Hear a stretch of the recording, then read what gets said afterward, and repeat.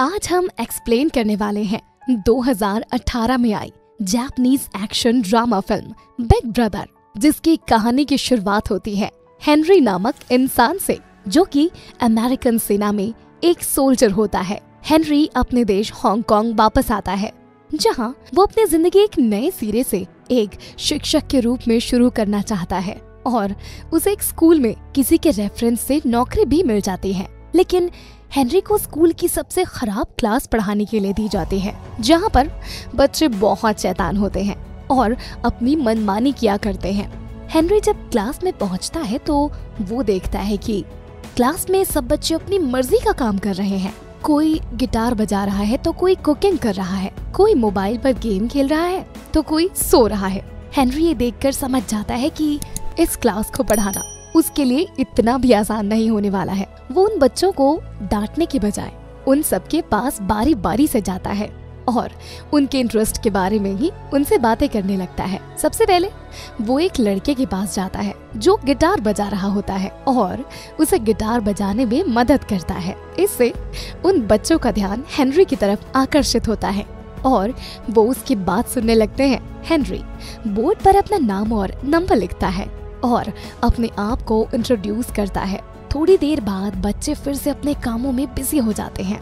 Henry एक rubber band और चौक की मदद से फायर स्प्रिंकल्स ऑन कर देता है, जिससे कि उन सब बच्चों को पानी का शॉवर चालू हो जाता है और तब हेनरी उनसे कहता है कि उसकी क्लास में उन सब का स्वागत है। अगले सीन में हम 5 लोगों को एक रूम में देखते हैं जो वहाँ स्मोकिंग कर रहे होते हैं। इस ग्रुप का लीडर जैक है, जिसे एक दूसरी क्लास की लड़की पर क्रश होता है। जैसे ही उसके दोस्तों को इसके बारे में पता चलता है, वो जैक का मजाक उड़ाने लगते हैं। सब दोस्त आपस में मस्ती कर ही रहे होते हैं।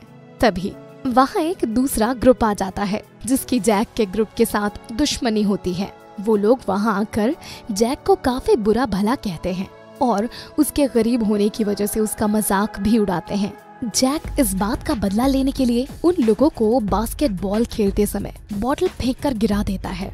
अगले दिन क्लास में जब हेनरी आता है तो बच्चे उसका मजाक उड़ाने के लिए उस पर एक पानी से भरी हुई बाल्टी फेंकने का प्लान बनाते हैं। लेकिन इससे पहले कि वो बाल्टी हेनरी पर गिर पाती, हेनरी अपने रिफ्लेक्स एक्शन का यूज करके उस बाल्टी को दूर फेंक देता है। ये देखकर सब बच्चे बहुत हैरान हो जाते हैं। हेनरी उसके बाद जैक के पास जाता है और उससे उसका सिगरेट का डब्बा मांगता है। फिर वो सब बच्चों को एक एक सिगरेट दे देता है और उनसे पूछता है कि सिगरेट पीने से उनकी सेहत पर क्या असर होगा। हेनरी के इस डिफरेंट स्टाइल से क्वेश्चन पूछने की वजह से बच्चे उसकी बात सुनने लगते हैं और उसकी बातों पर ध्यान देकर उसका जवाब देने लगते हैं। क्लास खत्म हो जाने पर हेनरी जब उनसे वो सिगरेट वापस मांगता है तो बच्चे अपनी मर्जी से हेनरी को सिगरेट वापस कर देते हैं। जब जैक और उसके दोस्त कैंटीन में खाना खा रहे होते हैं तो बास्केटबॉल टीम के लोग वहाँ आ जाते हैं और इन दोनों ग्रुप्स के बीच में लड़ाई होने लग जाती है। और जब हेनरी को इस बारे में पता चलता है तो वो जल्दी से कैंटीन में जाकर उन दोनों को आपस में लड़ाई करने से रोकने की कोशिश करता है। हेनरी जब जैक को शांत रहने के लिए कहता है तो जैक स्कूल पर ये आरोप लगाता है कि स्कूल अमीर बच्चों के खिलाफ कोई कदम नहीं उठाता है, जबकि सारे रूल्स और रेगुलेशंस गरीब बच्चों के लिए ही हैं। हेनरी ये सुनकर काफी डिस्टर्ब हो जाता है और जैक और उसके ग्रुप के बारे में जानने के लिए उनकी फाइल्स में लिखे इन्फॉर्मेशंस पढ़ना शुरू करता है। पहला लड़का, जिसका नाम जूफा है, वो एक पाकिस्तानी इमिग्रेंट का बेटा है और उसे अपनी इस पहचान की वजह से काफी परेशानियां झेलनी पड़ती है। जैसे अगर उसके मोहल्ले में कोई भी चोरी होती तो उसका ब्लेम जूफा पर ही आता है।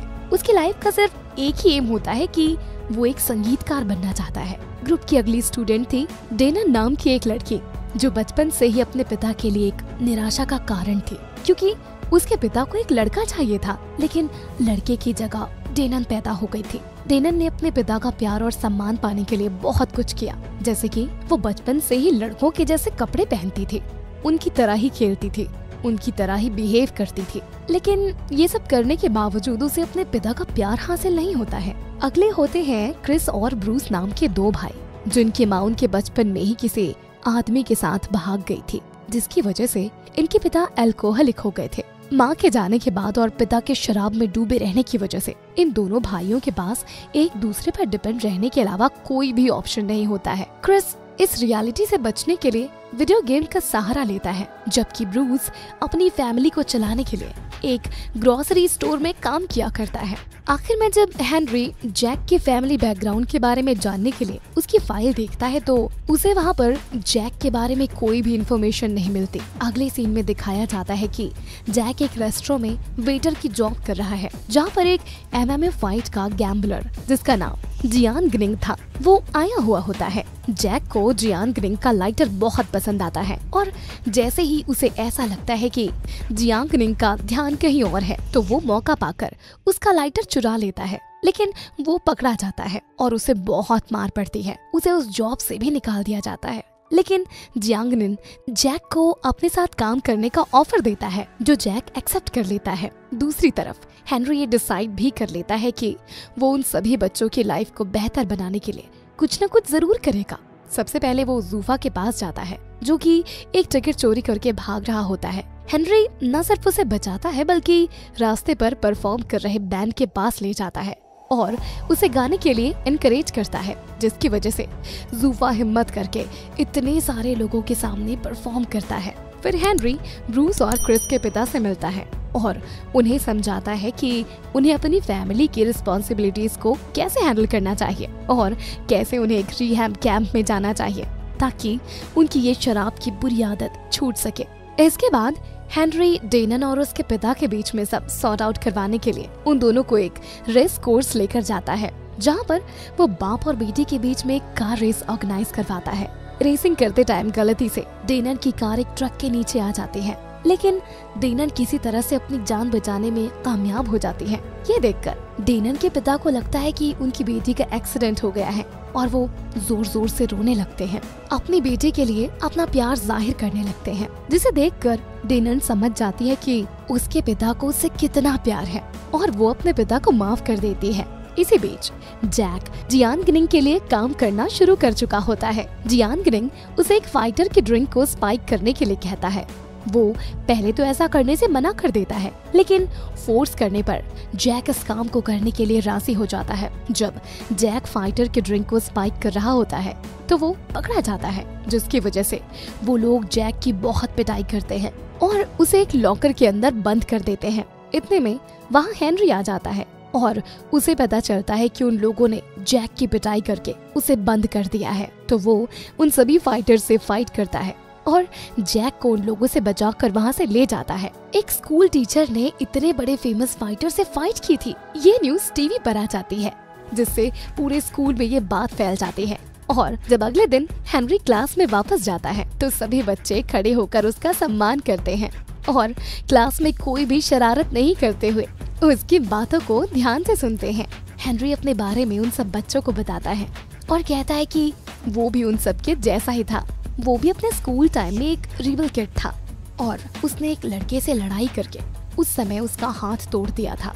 कहानी आगे बढ़ती है और ब्रूस एक ड्रग एडिक्ट बन चुका होता है, जिससे उसकी विल पावर इतनी कमजोर हो चुकी होती है कि वो अपने एंट्रेंस एग्जाम के लिए प्रिपेयर नहीं कर पा रहा होता है। इतनी फ्रस्ट्रेशन और स्ट्रेस की वजह से ब्रूस बालकनी से नीचे कूदकर सुसाइड करने की कोशिश करता है, पर जल्दी से हॉस्पिटल ले जाने की वजह से ब्रूस की जान बच जाती है। ये बात जब स्कूल बोर्ड को पता चलती है तो स्कूल बोर्ड वाले इसका ब्लेम हेनरी पर डाल देते हैं और ये डिसाइड करते हैं कि उसका टीचिंग लाइसेंस कैंसिल कर दिया जाएगा। हेनरी को स्कूल से निकाल दिया जाता है और उसे स्कूल से जाता देख सभी स्टूडेंट्स बहुत दुखी होते हैं और उसे रोकने की कोशिश करते हैं। हेनरी उन्हें दुखी ना होने के लिए कहता है और उनसे कहता है कि उन सबको अपने एंट्रेंस एग्जाम में अच्छा परफॉर्म करना है ताकि हेनरी फिर से यहाँ पर आ पाए। एंट्रेंस एग्जाम वाले दिन जब बच्चे स्कूल से एग्जाम देने के लिए जा रहे होते हैं, तभी वहाँ पर जियान ग्निंग आ जाता है और उन सब बच्चों को वहाँ रोक देता है ताकि वो इस साल का एंट्रेंस एग्जाम ना दे पाए। वो ये सब सिर्फ हेनरी को वहाँ बुलाने के लिए कर रहा होता है ताकि वो हेनरी से अपना बदला ले सके। हेनरी को जैसे ही इस बात के बारे में पता चलता है, वो उन बच्चों को बचाने के लिए वहाँ आ जाता है। हेनरी जियान ग्निंग के लोगों से अकेले ही लड़ने लगता है और उन सब बच्चों को वहाँ से बाहर निकालता है। इसी बीच जियान ग्निंग उसे बताता है कि वो वही बच्चा है जिसका बचपन में हेनरी ने हाथ तोड़ा था। जियान ग्निंग एक पियानो प्लेयर था और हाथ टूटने की वजह से वो अपनी जिंदगी में दोबारा कभी भी पियानो प्ले नहीं कर पाया। ये सुनकर हेनरी को अपनी गलती का एहसास होता है और वो जियान ग्निंग से इस बात के लिए माफी मांगता है, लेकिन जियान ग्निंग उसे इसके लिए माफ करने से मना कर देता है। आखिर में हेनरी जियान ग्निंग के गले पर एक चाकू रखता है, लेकिन वो जियान ग्निंग को न मारते हुए उस चाकू से ही अपनी टांग में स्टैब कर लेता है, जिससे कि जियान ग्निंग का बदला पूरा हो सके। सभी बच्चे एंट्रेंस एग्जाम हॉल में टाइम पर पहुंच जाते हैं और अपना एग्जाम अच्छे से देते हैं। कहानी के अंत में दिखाया जाता है कि एंट्रेंस एग्जाम का रिजल्ट आ चुका है और सभी बच्चे एग्जाम में पास हो जाते हैं। जियान ग्निंग फिर से पियानो बजाने की कोशिश कर रहा होता है और वो अपनी पुरानी जिंदगी को भूलकर एक नई जिंदगी शुरू करने की कोशिश कर रहा होता है। दूसरी तरफ ब्रूस की हालत भी अब पहले से काफी बेहतर है और वो अगले साल के एंट्रेंस एग्जाम के लिए प्रिपेयर कर रहा होता है। हेनरी अब स्कूल में वापस आ चुका है और वो स्कूल के एक दूसरे क्लास की बैच पर पहले की तरह ही फायर स्प्रिंकलर से पानी की बारिश करवा रहा है, जैसा उसने जैक की क्लास के साथ किया था। और यहीं पर ये मूवी खत्म हो जाती है। अगर कहानी अच्छी लगी तो वीडियो को लाइक कीजिए, चैनल को सब्सक्राइब करना ना भूलें और कमेंट में बताएं कि आप नेक्स्ट कौन सी मूवी का एक्सप्लेनेशन देखना चाहते हैं। Thank you for watching.